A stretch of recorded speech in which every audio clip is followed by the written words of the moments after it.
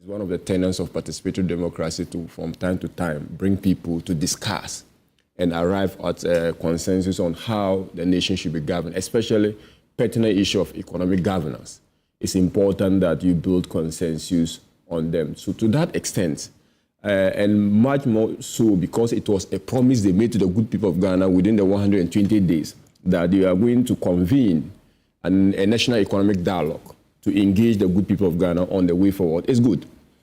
But I also side with my senior brother to the fact that when you are given a mandate to rule, you come with very clear interventions, problem solution, and then you then discuss those.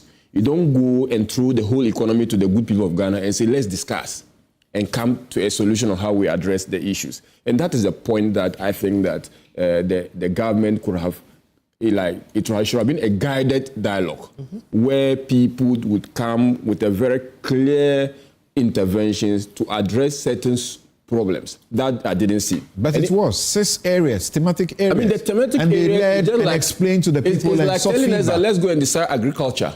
Let's go and discuss education. Let's go and discuss macroeconomic stability. That was the areas. But if you come to identify the problems in agriculture, these are the linkages problems. These are the value chain problems. Let's discuss them. This is our proposed solution. Determine the viability of our solutions and profile alternative solutions. I heard the Agric minister. She was talking about the problems, the gaps, and even went to alumina, how we can produce by ourselves rather than take the raw material out and then go and buy and bring in. You know, she was talking about all of these things. I mean, I'll come to even talk about their communique, which is like the summarized version of what we expected. Admittedly, they mentioned the fine details will be out, will be presented to the president, and probably the good people of Ghana will get to also read that. But like you said, you took the wind out of my sail. Not even one single thing you will hear from the dialogue that sounds striking new. Not even one. If we take the macroeconomic to inclusive growth, with sustainable, inclusive and sustainable growth, infrastructure, every single one of it has been tested, has been mentioned, has been profiled by previous governments. Not even one single one, except the decision now that the only new thing that they want to revise VAT. VAT is already to revise it. Possibly the only interpretation is to increase it. That is the only possible interpretation we can give to the VAT. They even including it as part of the key things to discuss or as part of their communique. So, for instance, you are talking of coordination between fiscal and monetary policy. We've gone through that. You are talking about the fact that you want to review the forex regime. In fact, at a point in time, we had to go over black market people. We had to introduce safeguard about forex exchange. Retention policies by corporations. We've discussed all that, as a country.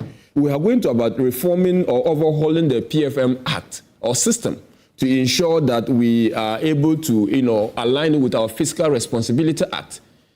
Even in our manifesto promises, we all promise about doing something about Fiscal Responsibility Act and capping expenditure of government in the budget. COSO reform, and even this issue of COSO, I don't know what we discussed it. State-owned enterprises problem is not even, it's a several decades problem.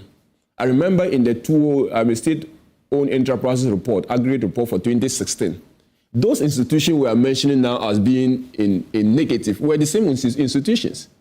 In 2016, we complained about VRA making losses, we complained about TOR making losses, we complained about PMCC making losses, we complained about Volco making losses, and COCOBOT.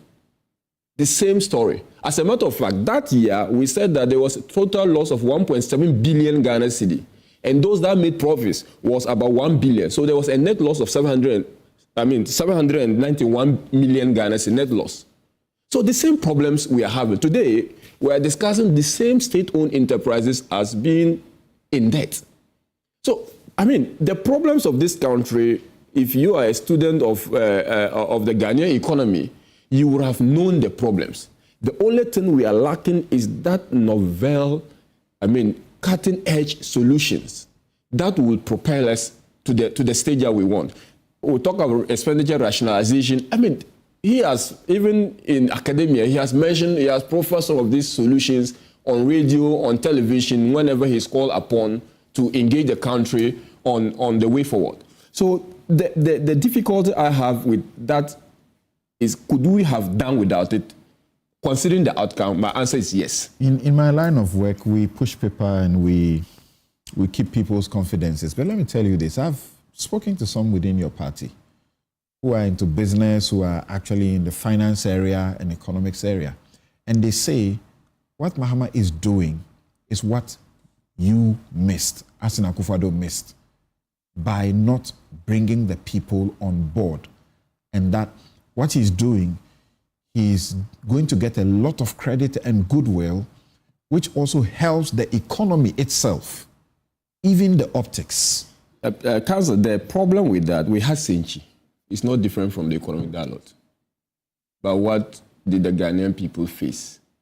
I agree that there are some people who would love to have been part of the whole discussion and government bring him in to be part of the table.